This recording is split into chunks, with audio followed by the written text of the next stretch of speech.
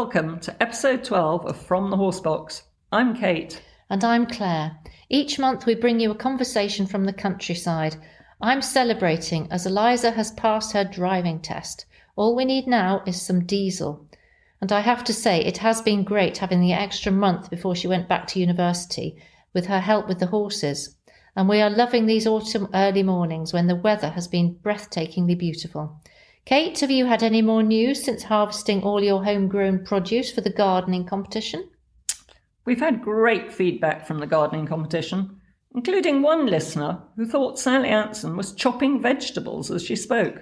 Can you shed any light on this, Claire? Well, I was there, but perhaps it was putting ice cubes in her gin and tonic. Very probably. I did get to London at the time of Chelsea Flower Show, but Cosmo, now 3 months, had other things planned. But London looked amazing. All the shops were beautifully decorated with flowers. It was just stunning. At home, 7 Labrador puppies are keeping us all on our toes. And we've had an engagement, so it's all go. But we are looking forward to our guest today, who, although isn't from a farming background, has learnt to adapt to the busy life of a dairy and beef farm. Sue Owen is originally from Lancashire near Ramsbottom, in the mill regions of the Pennines. But as we shall see, there is nothing run-of-the-mill about her. Thank you, Sue, for agreeing to join us. You must make sure you have a From the Horsebox welcome drink of your choice. Lovely, thank you. Glass of wine, great. We're all set up now. Now, Sue, the countryside of your childhood was very different to this farming area. Can you tell us what it was like where you grew up? Yes, so it was a small village in the foothills of the Pennines. And yeah, very different. Moorland, dry stone walls, and mainly sheep. So coming to a dairy farming area is, quite a difference. There was actually one dairy farm in that area who did the milking and delivered milk to the village. And they're still there today, actually, even though the village has grown hugely, like lots of villages have. And it's the 3rd generation of the family are still farming and delivering milk in the local area. I think that's pretty amazing. So it was quite a community that you came from. Yes, yeah, it was. And it was lovely because you could just escape up into the hills, which we used to go with the dogs and play in the streams and wander in the hills. Could you see any mills from where you... No, not particularly. No. I love your bit about the she's not run of the mill, because I think I am. But I thought that was really brilliant. And I did a bit of riding, but nothing to write home about. So you studied archaeology at Reading. Has this subject always been a fascination for you? Yes, it has. From the age of about 14 or 15, I was interested and decided that, eventually I would like to study. And my parents tried to put me off a bit because it's not a subject that leads directly to a career. But I stuck with it, and I'm really glad I did, because it is fascinating and it kind of helps to place us in a period of time and realise that the things that we do have been done before, but to a different level, if you like. Prehistoric man was just doing exactly the same things: farming, hunting for food, building shelters, making pots, and we've just sort of progressed, and obviously we have more things to our fingertips now. But and as the subject of archaeology has become more science-based, you can learn about diet, illness, how people died, age expectancy, all sorts of things. It is just really fascinating. What were the most interesting projects that you worked on? So probably the most interesting one was 2 summers, which I spent excavating in Mallorca. A group of students went out there to a research centre in a place called Dare, and we were excavating a Copper Age site. It was nothing, we didn't find any jewels or anything, but it was just excavating really for the foundations of the dwellings and learning about how they lived, where the animals were and where the humans were. That was great fun. So you did a lot of digging. Yeah, yes. And yes, in fact, my father did joke that we were all being carted out there to dig the foundations of a new hotel, but we weren't, And do you do this now in the garden? But no, but our lovely metal detectorist chap that comes, that keeps my interest going because he's found so many amazing things. So I do slightly feel in touch with it. So you do live on quite a historical site. Yeah, yes, and the kind of things that he is finding are, just really exciting. And he comes into the kitchen with his little box of finds, and we all kind of it's just great. It's brilliant. So and I think he quite enjoys the fact that I have perhaps a knowledge that helps understand the things that he's finding. So yeah, it's very good. But you're still waiting for the big one. Yeah, waiting for that hoard of coins. Right, so armed with your degree, you headed to London and Yes. tell us about your first job. So I, when we finished university, a whole lot of us just decamped to London, and I was applying for jobs in museums, but nothing was really coming up. And so I took a job as a Christmas temp at Fortnum and Mason, and so worked for the Christmas period. And then they asked if I would like to be assistant buyer in one of the departments. And I thought, well, I may as well because nothing else is happening. So then I spent, probably 8 or 9 years working there, and just had the best time off to Europe, buying lovely things to sell in the store. What sort of lovely things? So it was beautiful pieces of china and glass and all that sort of stuff. Lovely. Yeah, no, it really was. And also my boss there, we became really, really good friends and still are good friends. And she is an absolute shining light at Fortnum's. Amazing woman. Oh. Do you like Scotch eggs? Do you like Scotch eggs? Well, they invented the Scotch egg. Oh, I think they did, yes, but I wouldn't know. I did, nothing to do with food. Do you still ever buy anything from Fortnum and Mason? Yeah, I would always go to Fortnum's if I'm in London and buy some lovely food things to bring home. And for me, it's when I open the door of Fortnum's and smell the ground coffee, that brings all the memories back to me. It's just lovely. I love that. Well, it is certainly a very special place. I think everyone remembers their first encounter. So tell us about your first trip to the Bangor-on-Dee area. So I came to Henry and Sarah Ormrod's wedding with some friends from university. Sarah and the rest of us had sort of gone our separate ways. She came up to Shropshire and we were all... She was at uni with you? Yeah, and we were all in London. We came to her wedding, and actually that's where I met Gerard. I noticed he was on the other side of the church when I walked in, and I noticed, first of all, the mourning coat that he was wearing because it was really rather beautiful. And I thought, gosh, and it would take an interesting person to wear that. And then we met later on in the day. I would love to know what it was about the mourning suit that was so stunning. It was old. You could tell that it was really old and special. And I think it had belonged to his grandfather. I think it was his Eton mourning coat, probably.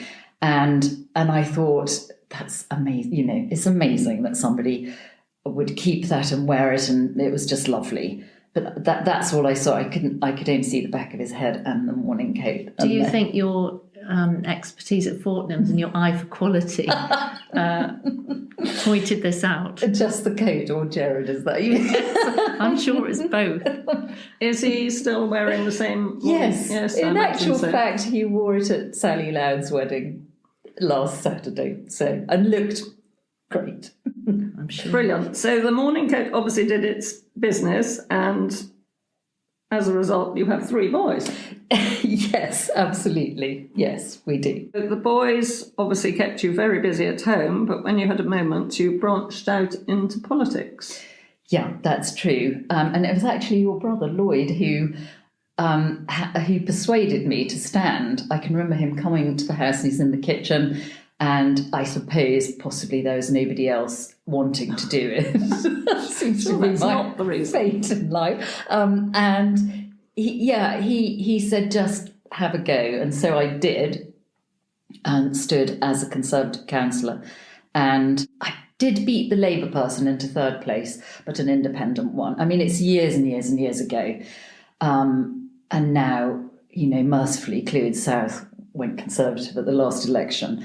But in, 20-something years ago, it was very firmly not Conservative. Yes. But worth having a go at, But yeah, no, nothing really came of that. So you reverted back to your original profession and began teaching at the Yale. I did, yes. Finally started to use my degree and taught GCSE and A-level archaeology and some courses that were just general interest that didn't have an exam at the end.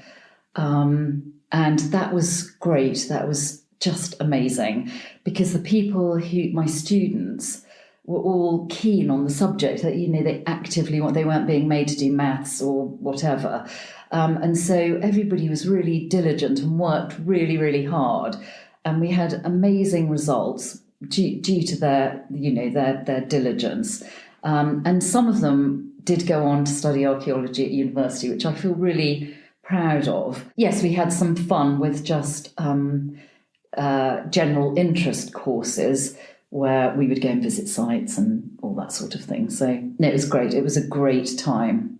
And I just wanted to say to my parents, see, I did use it in the end. And it eventually led you to working for the examination board? Yes. I became involved with the setting of papers, which was really interesting to see it from the other side. And, you were able to comment on how you thought a student might cope with a question. And then I used to mark papers also in the summer, which was also quite interesting. And it was great because everything was done before the boys came home from school for the summer holidays. So then we were free to, do whatever else we wanted to do. So, yeah, it was great. Would you describe your adjustment to farming life as in at the deep end? Yes, I absolutely would, because I am not from a farming background. And yes, it was quite an eye-opener, but a good one, because, to be made to realise what goes on in the production of food and so on is pretty amazing. But I was fresh out of London and I would, come up in clothes not suitable for running around on the farm. And I can remember one particular time when Gerard said, come and help me do some lambing. And I was wearing a Max Mara sweater that I had bought in Milan. And I can remember thinking, well, that's just the end of that's never going to be the same again. And it wasn't. I think it shrank in the wash to the size of an A4 piece of paper as well. So insult to injury. And about, was it the same with the horse world? Your riding? Absolutely. So I had ridden when I was younger, but I hadn't hunted. And funnily enough, we did live near the Holcombe Hunt kennels, and we would often see the hounds being walked out and that sort of thing. But, I knew of hunting, but had never been involved with it. And so a horse was found. I think Gerald Williams helped to find it. And I can remember the very first day, it must have been an autumn hunting morning. And off we went. And Gerard, he just said, right, follow me. And I can remember getting on the horse, galloping across the field, jumping a hedge, and then another field and jumping a rail, and then stopped around, where everybody else was. Gerard then left me. And I can remember sitting on the horse and thinking, and looking back and thinking, what the hell have you just done? You can't do that. You are incapable of doing that.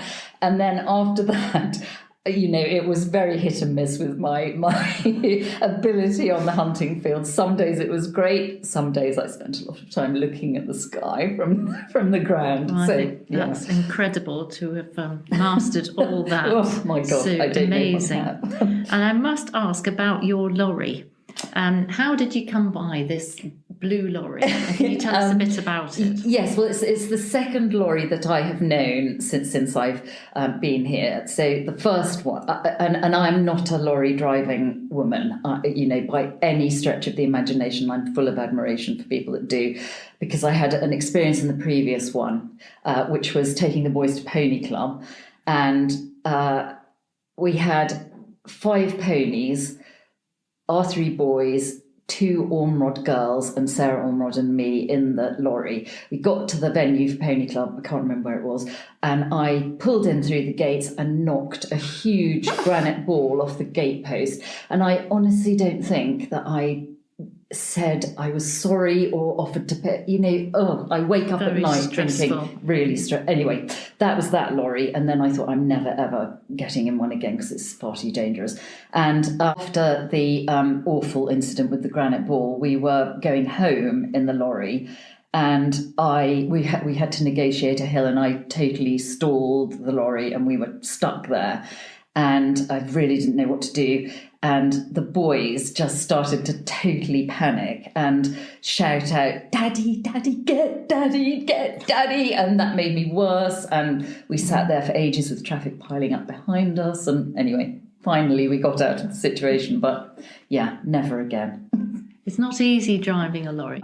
Then the blue lorry came into our lives. And I think everybody, trundles around the countryside, doesn't it? Sort of. And yeah, there have been some funny moments with that, like arriving for a ride at the South Shropshire, and George Rennick was parking lorries, and he rang Arthur, they're friends from school, and said something like, "Well, I saw the blue beast coming round the corner and I knew who was arriving to do the ride." So, yeah, I mean, it's not smart by any means, but the horses go in it, we go in it, and it's fine.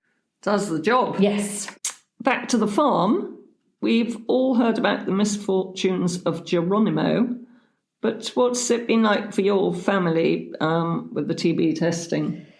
Yeah, it has been, for us and for many other families, really, really hard. And speaking from my point of view, so I have been helping outside with TB testing for probably 25 years.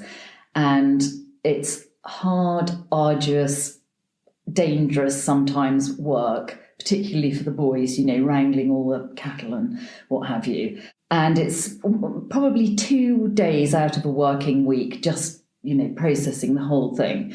And as far as I can see, nothing has changed in the level of farms that are shut up with TB. And the government want the UK to be TB free by 2030, which is only 8 and a bit years. And I honestly can't, if they keep on doing the same test, I can't imagine that being achieved. And being involved in something, I don't like just going out there. I wanted to know about it, and so I started to read up about it. And there are some people at Nottingham University who have perfected a test that can be done on milk or blood or feces or skin. And it is a definitive test, but struggling to get it authorised. That's probably not the right word, but it needs to go through clinical trials and all that sort of thing.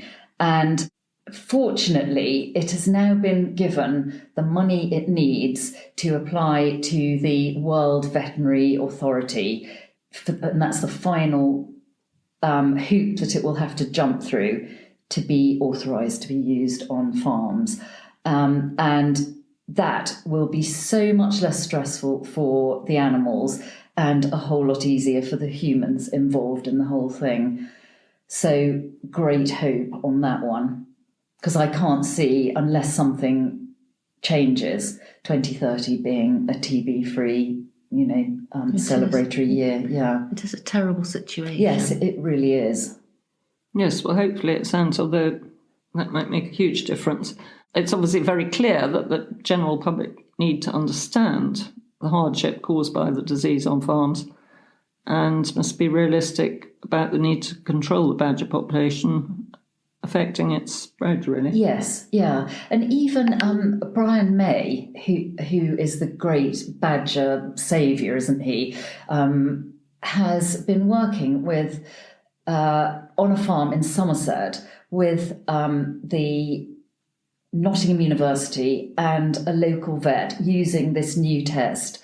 And he is, has been prepared to put money forward to advance that, even though he is protecting every badger in, the world. But yeah, it's got to be, it can't just be a one-prong thing, can it, at all? And I don't think people are aware that it's taxpayers who have to pay when cattle are taken to slaughter. It's us taxpayers who foot the bill for compensation. So getting overexcited about badgers, it's not rational. It needs to be thought through much more clearly. Much more needs to be done, obviously. But the good news on your farm is the handover to your son Ollie, yes, who is now officially in charge. Yes, I don't know whether Jared would agree with that, but he's certainly taken the reins.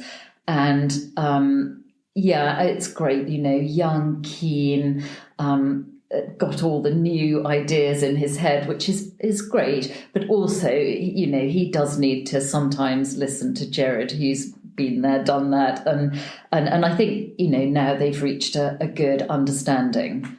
And certainly the fact of having TB has changed the way the farm functions, because Ollie has had to adapt to not being able to sell animals or buy in animals, and so is now rearing beef animals and finishing them, and all the heifers that are born on the farm gradually work their way through into the milking herd. So it's like necessity is the mother of invention, isn't it? You have to do something, and so I think he's done it really well. I think he's done extremely well, a young and new person with new ideas taking over and making such a good job of it. Your new role as editor of Cry magazine is yet another exciting challenge. Do you see it as an important way of communicating with the farming world? Yes, I do. And I hope increasingly it will become a mouthpiece perhaps for the farming community, who are so generous with their land and their time, and really want to concentrate on younger people who are perhaps coming into farming, along with lots of other interesting articles. And I hope that we maintain the integrity of the magazine, because it is really brilliant. It's been made into something brilliant, and I hope we can, continue with that. But yeah, exciting. That's yet another worthwhile project from you, Sue. Right, Sue, we could chat all night, but we normally finish with a quick fast section. Spontaneous or pre-planned? Pre-planned. Favourite board game? No, I don't like board games. All right. What city would you like to visit? If I can go back to one, I would love to go back to Florence. What is your guilty pleasure? Tatler. Hate it, love it. And finally, back on the farm, oxtail or sirloin? Oh, sirloin. Now, Sue, we would really love it if you had a joke or a motto for us to finish. Okay, I've got a joke, which I hope is acceptable. Have you heard about the dyslexic, agnostic insomniac? He lies awake at night wondering if there is a dog.